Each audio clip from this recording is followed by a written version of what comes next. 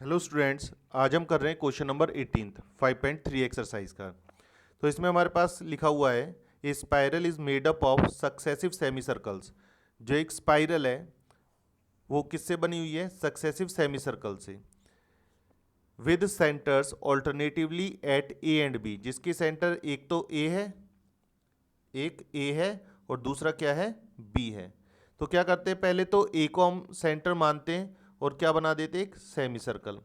फिर क्या करेंगे? बी को सेंटर मानकर फिर एक सेमी सर्कल और बन जाएगा। इसी तरह से फिर ए को सेंटर मानकर एक सेमी सर्कल और। इस तरह से काफ़ी सारे सेमी सर्कल्स बना रखे हैं, जिसमें पहले जो सेमी सर्कल है उसकी रेडियस है 0.5 सेंटीमीटर, दूसरा जो सेमी सर्कल है उसकी रेडियस है 1 सेंटीमीटर, और तीसरा जो सेमी सर्कल है इसकी जो रेडियस है वो है 1.5 सेंटीमीटर। इस तरह से कितने सेमी सर्कल बनाए हुए हैं इन्होंने? इस तरह से ये बनाए हुए हैं 13 सेमी सर्कल्स। तो अब हमें क्या करना है? हमें इसकी लेंथ निकालनी है कि ये टोटल लेंथ कितनी होगी। तो देखो ये क्या है, एक सेमी सर्कल है और जो सेमी सर्कल होती है उसकी जो सरकमफ्रेंस होती है, सरकमफ्रेंस होती है सेमी सर्कल की, वो होती है पाई आर। लर्न कर लेना इसको। तो ये जो पहला जो सेमी सर्कल है इसकी जो लेंथ आएगी वो हो जाएगी पाई R1। R1 की वैल्यू 0.5 है तो इसकी लेंथ हो जाएगी 0.5 पाई। इसी तरह से जो सेकंड सेमी सर्कल है उसकी जो लेंथ हो जाएगी वो हो जाएगी पाई R2। R2 की वैल्यू 1 है, 1 इंटू पाई ये हो जाएगा पाई। इसी तरह से जो ये थर्ड है इसकी हो जाएगी पाई R3 और R3 की वैल्यू है 1.5, तो ये हो जाएगा 1.5 पाई। तो यहाँ पर हमें क्योंकि सबकी लेंथ निकालनी है, मतलब टोटल निकालना है, और टोटल के लिए तो सम का फॉर्मूला लगता है। फॉर्मूला लग जाएगा n/2 into 2a plus n-1 into D. ये आएगा 13/2 इंटू 2a, ए की जगह तो ये फर्स्ट टर्म, प्लस 13-1 हो जाएगा 12, और डी पाई में से 0.5 माइनस करेंगे तो ये आएगा 0.5 पाई। अच्छा ये हो गया 13/2 इंटू मल्टीप्लाई करते हैं तो 1 पाई, प्लस 12 की 0.5 से मल्टीप्लाई करते हैं तो 6 पाई।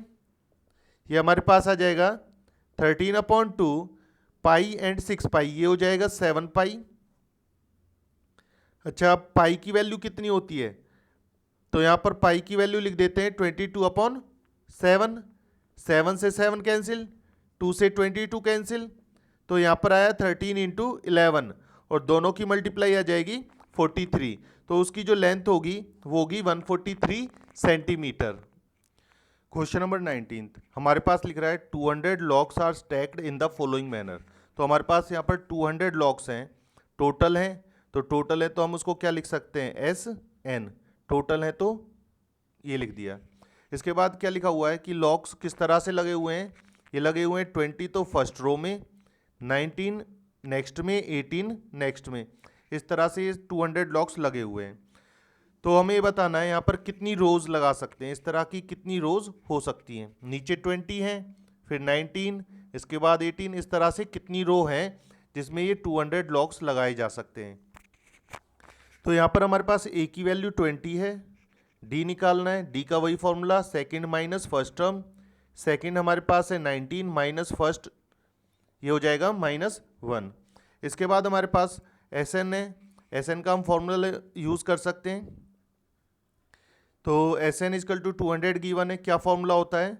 n/2 into 2a plus n-1 into D is equal to 200।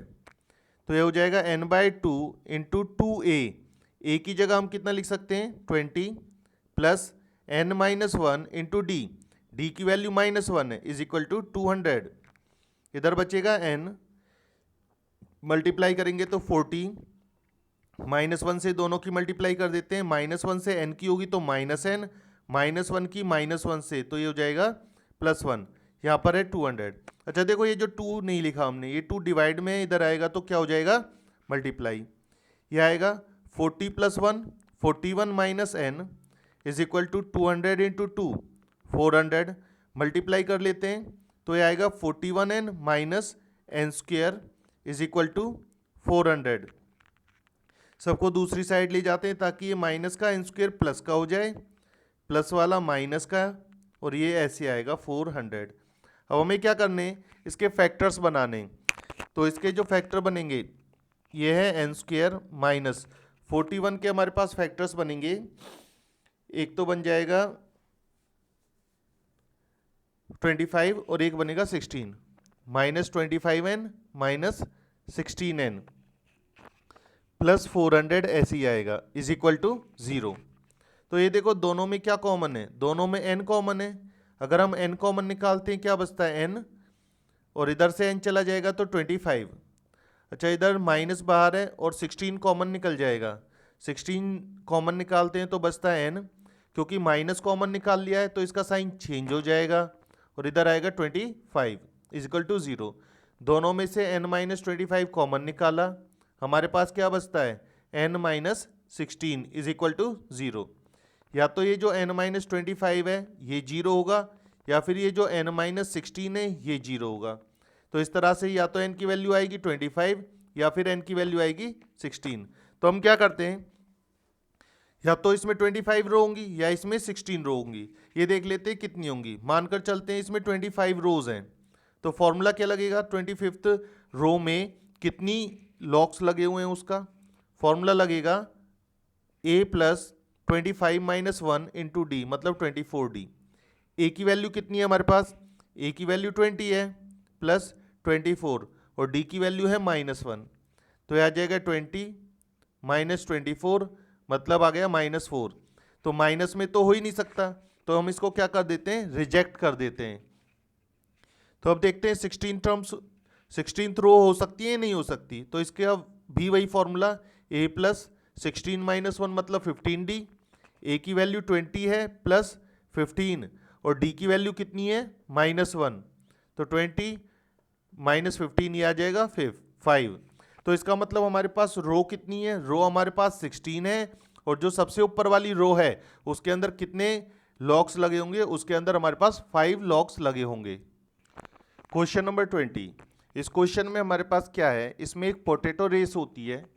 यहाँ पर एक बकेट रखी है, तो एक जो गर्ल है वो यहाँ पर खड़ी है, और वो गर्ल क्या करती है, यहाँ से भागती है और भागकर ये जो पहला पोटैटो 5 मीटर के डिस्टेंस पर रखा है इसको लेके इसमें डालती है।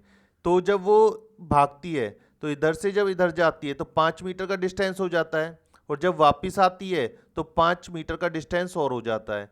तो इस तरह से वो जो पहला पोटैटो उठाने के लिए जो डिस्टेंस उसने कवर किया वो है 10 मीटर का। दोबारा सुनो, वो गर्ल इधर थी, इधर से इधर गई 5 मीटर का डिस्टेंस, फिर वापस आई 5 मीटर का वो हो गया, तो टोटल डिस्टेंस कितना कवर किया उसने 10 मीटर।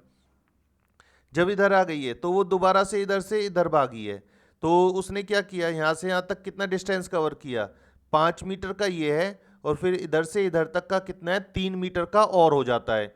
तो ये 5 और 3 8 मीटर हो गया, और जब वापस आती है तो 8 मीटर और, तो 8 और 8 कितना हो जाएगा हमारे पास 16। अच्छा इसी तरह से जब वो तीसरा पोटैटो उठाने भागती है तो वो कितना डिस्टेंस कवर करती है, यहाँ से 5 और 3 8, 8 और 3 11 मीटर का डिस्टेंस कवर करती है। तो और वापसी में भी कितना करेगी वो 11, तो 11 और 11 हो जाएगा 22। तो इस तरह से वो कितने पोटैटो उठाने, उसको 10 पोटैटोज उठाने हैं। तो इसका मतलब हमारे पास n की वैल्यू कितनी हो जाएगी 10। तो हमें क्या करना है, हमें ये निकालना है ये टोटल डिस्टेंस उसने कितना ट्रेवल किया। तो टोटल मतलब वही सम, तो कितनी टर्म्स का निकालना है 10 टर्म्स का। क्या फॉर्मूला होगा 10/2 into 2a plus 10 minus 1 into D.